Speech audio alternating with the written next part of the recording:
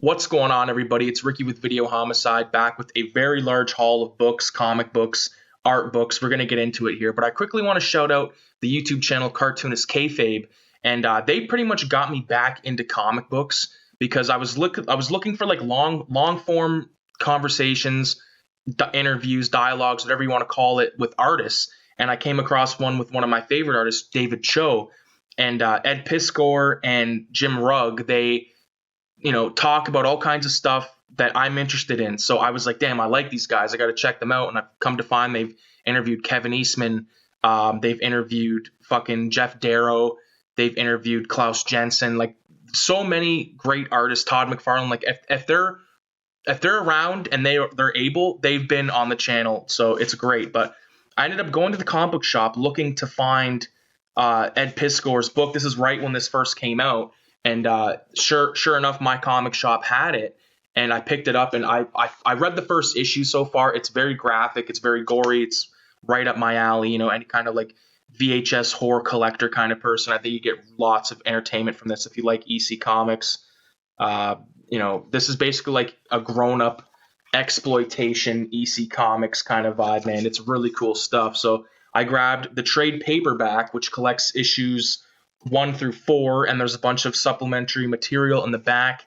I also grabbed Jim Rugg's Street Angel Gang, which I just unwrapped and took a look at some of the artwork. It's very nice. I can't say that I've ever seen any of his other artwork before. I have seen some of Ed Pisgoer's artwork because he did the Hip Hop Family Tree books, which I neglected to buy when they were coming out in single issues. Now they're just expensive as fuck. And even like the hardcovers are like, they're a decent amount of money. But I also grabbed these because I wanted the covers. I thought they were badass. This is Red Room number 4 with an EC homage variant cover. Or I don't know if it was the variant cover or not, but love that one. This is issue 4 as well. This is a variant cover with the Cartoonist Kayfabe logo.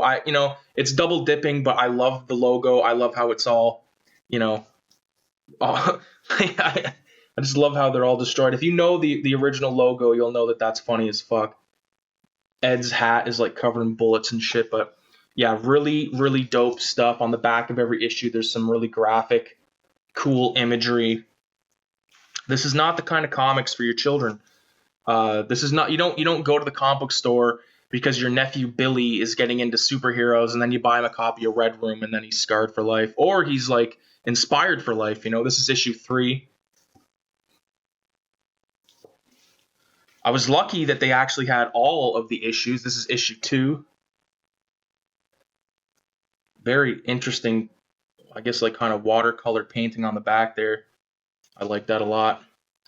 And then this is issue 1. So I believe this is probably like this is the second printing, and it's like a sketch cover, but not like your traditional sketch cover that's blank. This is just like a sketch cover. It's got nothing on it, or that has like stuff on it. But this is the first issue that I read, and I really like it. I'm you know what? I'm probably gonna read the rest of it pretty soon. It's just I have a lot of stuff that I'm looking into, and I don't really want to commit to a night of comic book reading when I have like these other books that I'll get to in the end that I'm really like diving into at the moment. I also picked up the Fabulous Furry Freak Brothers Compendium, of course, by Gilbert Sheldon. This is I got issue 1, a reprint of the Freak Brothers, and I also got Gilbert Sheldon's other character, Wonder Warthog. I got like the omnibus of that. And I if you've ever seen the documentary Comic Book Confidential, Gilbert Sheldon's story he tells, this is it right here, where he like lets the Freak Brothers rent this or live in this place as long as they keep it clean, and he ends up freaking out on them. Love that shit. That was before I bought this, before I found out there was a fucking cartoon of the Freak Brothers, and it's got like John Goodman, Woody Harrelson, like insane, man. I couldn't believe it was a thing. But this is one of a rebuy, something I owned in the past but got rid of. But its original price is $58 Canadian, and I picked it up for $27. It's sealed. It is Jeff Loeb and Tim Sale's The Long Halloween, which I love. It's one of my favorite Batman stories. I might like this story more than The Dark Knight Returns, but can't wait to dive into this. You know what? I'm going to open it. Get this, unleash it from its plastic coffin. There it is, man. I love when the shit's sealed because you know you're in for like a non-greasy fingerprint version of the story. This is black and white. I can get behind that. This is fucking dope, man. And this is definitely bigger than your standard comic. Hold on, I gotta do a quick little... Oh yeah, it's way bigger. Okay, so you're getting like maybe 1.5 inches, 2 inches, bit more Batman Noir, the Long Halloween. So that's sweet. Can't wait to reread that. I don't remember. There must be a bunch of supplementary material in this because I do not remember it being this big. But check out Two-Face there. Love this shit. Okay, moving on. What one is this? Oh, okay, here we go. So yeah, I had to get this again as well because I didn't have it. I sold all my Batman stuff a long time ago because I needed money. But I promised myself to never do that again. We got The Dark Knight Returns. Paid $12.99 for it. It's worth $25.99 Canadian new. So it's got a bunch of script in the background. But if you've not read this book, it is one of the most up my alley versions of Batman I've ever read. I remember when I first heard about it, everyone that I was hanging out with at the time and all that kind of stuff were like, oh yeah, it's such a good book. You got to read this book. You got to read this book. And, you know, I love it. Like, I love the bad guys in this book. They all wear those weird kind of sunglasses. And it's really entertaining. This is a very beautiful, well done book by Frank Miller, Klaus Jensen, and Lynn Varley. The final Batman story, or the final Batman book that I picked up here, we got The Killing Joke. This is the deluxe edition. This is not the cover, or this might be the cover that I had back in the day, but it's definitely zoomed in because I could have swore there was more to that, but I'm going to unwrap this. Hell yeah, man. I've been looking forward to rereading these for so many years. Oh, by the way, this was $11.99 regular, $23.99 Canadian, so... Oh, yeah. Brian Boland art, I believe, right? Yep, Brian Boland art. Alan Moore story. You know, a lot of people draw comparisons from this book to the Heath Ledger version of the Joker. There's actually an after, like a little bit of an after thing here with some cool stuff. It smells good. I love new books, man, because they always smell bomb and they look great. You don't have to worry about, like I said, greasy fingerprints and stuff. This right here, okay, so everybody that collects comics knows about the website My Comic Shop, right? Now, I went on there because I needed to get Lone Wolf and Cub issue 1, and it was on there, okay? And you know what? I'm going to go like this. Just bear with me for one moment here. My Comic Shop. They had it on there, but I think it was like, let me see. Here we go, great. So the cheapest one was $30. Oh, excuse me, the cheapest one is now $20. But they go as high as $275 for issue 1 of Lone Wolf and Cub. Okay? So I had it in my cart. This is in, look at the one for $32 highlighted in green is in my cart still. I went to my local comic shop, Heroes, where I got all these books, and they had the first 3 for $10. So keep in mind that this would have been $32 American. Translated into Canadian, we're looking at like 40 something, and then translate the shipping and all the shipping charges and all that. It's going to be like $60 to get this. So I went downtown. First 3 parts for $10. I don't think this is first printing, which I don't give a fuck about, but I just wanted issue 1. Is it first printing? Let's see. Bum, bum, bum. I'm trying to see. Where the fuck would I even find that? Wouldn't it just be like chilling on the front page somewhere? You know, I don't even give a fuck, to be honest with you, but here it is. Okay, Lone Wolf and Cub. I recently did a video talking about Shogun Assassin and all that, and how I wasn't going to really be able to talk about these books until I've got the first Well, I own the first issue in omnibus form, but I really want to have all these in these. You know, there's the famous panel right there. Choose the ball, choose the sword.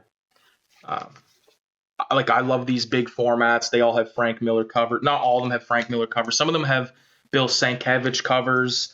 I believe. You know what? Don't quote me right now. I'm not sure who did all the covers, but there's that. The first 3 issues. So I'm stoked to own those, man. Trust me. I already owned issue 2 and 3, but still. This is very random, but it was only $4, and it's the Blair Witch Project Chronicles, which I'm very interested into. I love the Blair Witch. I love all the backstory. These are put out by Oni Press. Don't have much stuff put out by Oni Press, but this is a great, beautiful black and white comic. See if I can just find like the opening page right here is like a some kind of like funeral. Oh, it's just like an intro, but it looks like it's written on like a funeral piece of stationery. It's on the back here. Okay.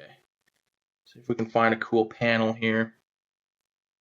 You know, like just for instance, like you can tell that it's like really cool stuff, black and white in the woods.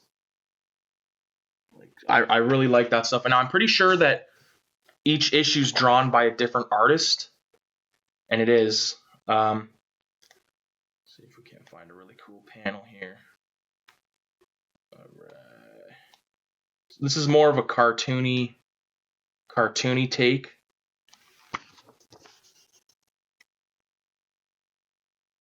I really like it.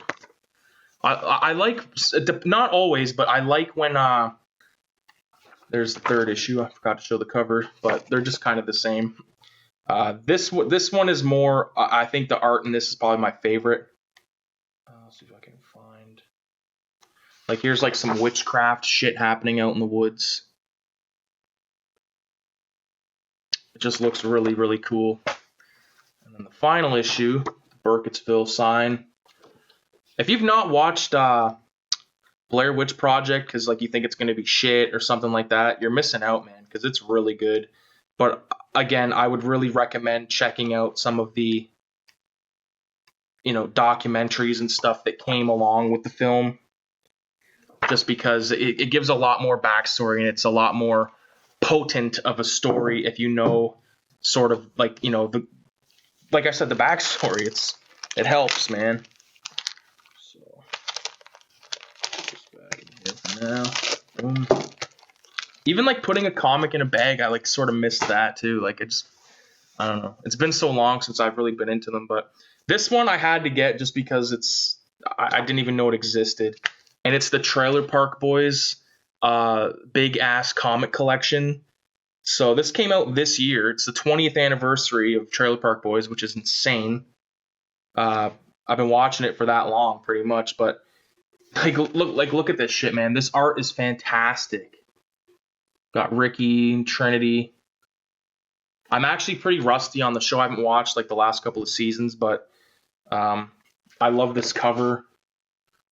Sort of like an EC exploitation-y version of an EC comic. I just think it's great. Like Ricky's always like, if you don't know the Trailer Park Boys show, it's basically cops from the criminal's point of view. Bubbles. Bubbles is like the guy with the glasses. He's like the voice of reason in the show. Not always, but there's other artists working in here as well, which is great. Looks like there's about 3 or 4 different artists. This was an episode where a wild mountain lion like was eating weed in one of their weed fields. Just fucking hilarious stuff. I think his name was Steve French. This is a nice art style.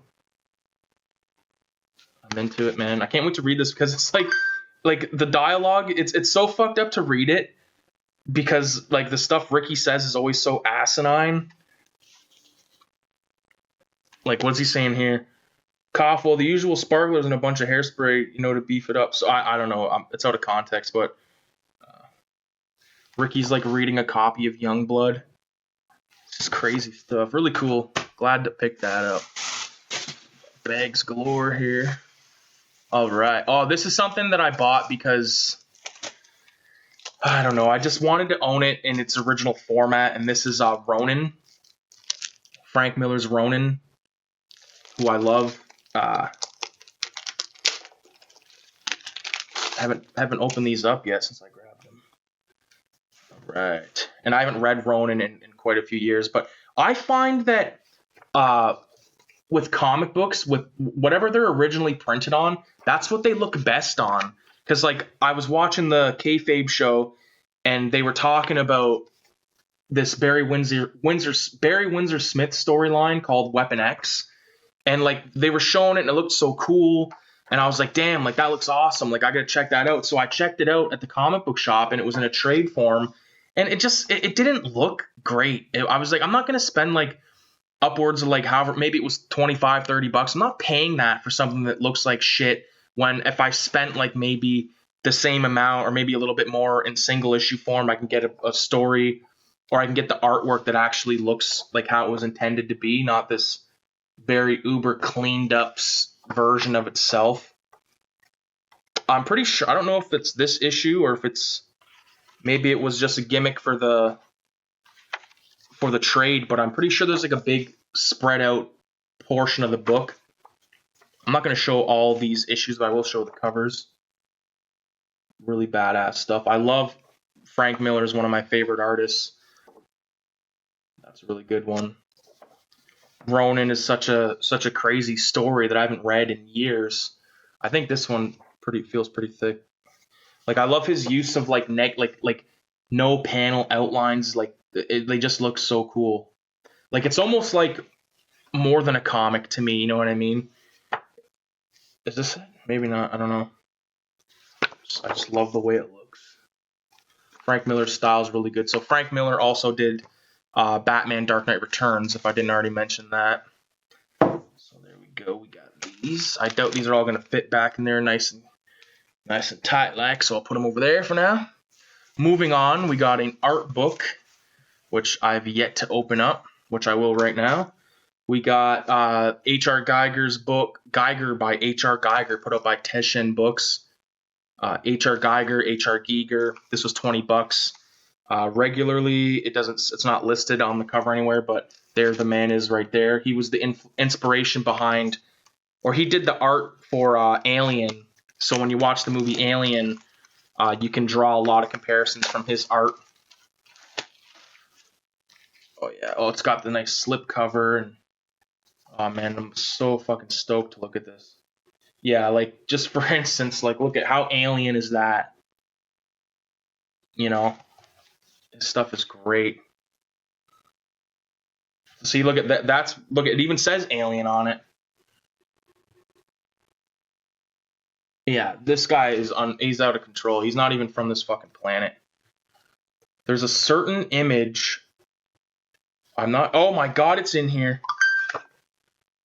Like, how fucked is that with those babies? There's another one, which I've never even seen before right here. All these babies. Like, ugh, I don't want to go through this right now and spoil it for myself, but there it is, man. Super stoked. Super stoked. Oh, here we go. We got Jeff Darrow's Shaolin Cowboy Shemp Buffet hardcover edition. Nice big size. This is $21 Canadian, which is like pretty fucking good price. Like to compare the issue of Ronin to this book, like look at how much more you're getting. Like the bigger the better with art, because you get to see more of it. That's kind of why I wanted to get those Lone Wolf and Cub books, because I don't like reading those Dark Horse omnibus because they're just so short. Is it Dark Horse? I believe it's Dark Horse, but they're just so small. Now, if you don't know anything about Jeff Darrow, he also did work with Frank Miller on Hard Boiled. His stuff is very detailed. You know, I highly, highly, highly recommend his talk on Cartoonist Kayfabe. I think my favorite work by him is definitely Hard Boiled, to be honest with you, but he does a lot of really badass panels, crazy shit happening. Like the crazy thing about the Shaolin Cowboy is one of his weapons. He was always using these chainsaws, but he's got like them on a stick, so there's chainsaws on either ends, which I think is insane. Love that.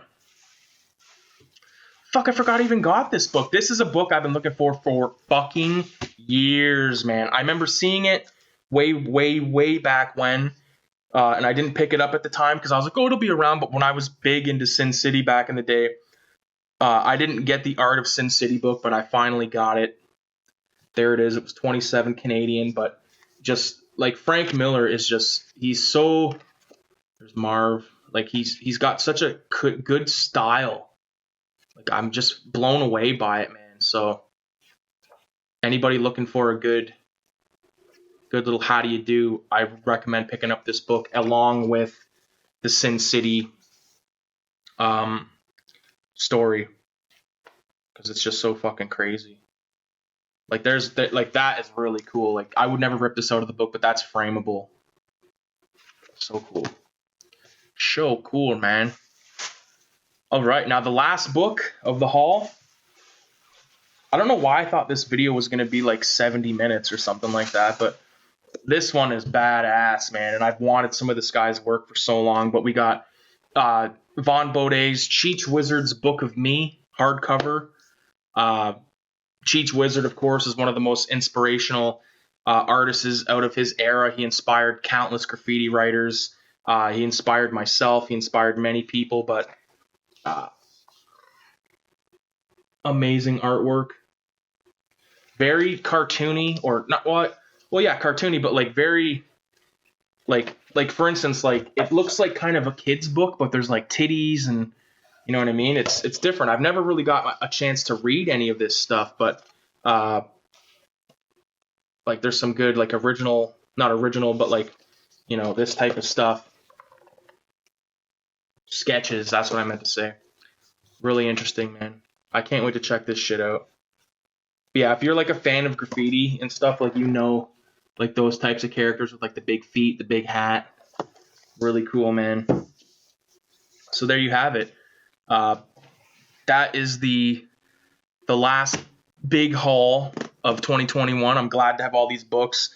I got a lot of reading to do. I've told myself that, you know, like I'm not going to do like the whole New Year's resolution fucking announcement type of thing, but one thing I've been wanting to do is read at least, you know, a couple of chapters up to an hour a day and draw or paint for an hour a day just to get like, you know, the most out of, you know, this like creative flow that I've been having for a while. Like the other day when we had Christmas, we had it here, and my girlfriend was like, oh, everyone should say like something that they loved about the year or whatever it was. And I said, yeah, it's been like a creative renaissance for me, because I've just discovered or I unlocked like this level of drawing out of myself that I never really thought I had. So I definitely appreciate everybody for watching this video. Leave a 666 in the comments. Definitely check out Cartoonist Kayfabe, and let me know what your favorite book out of this haul was. And with that being said, adios. Have a good night. Have a good day, and have a good year.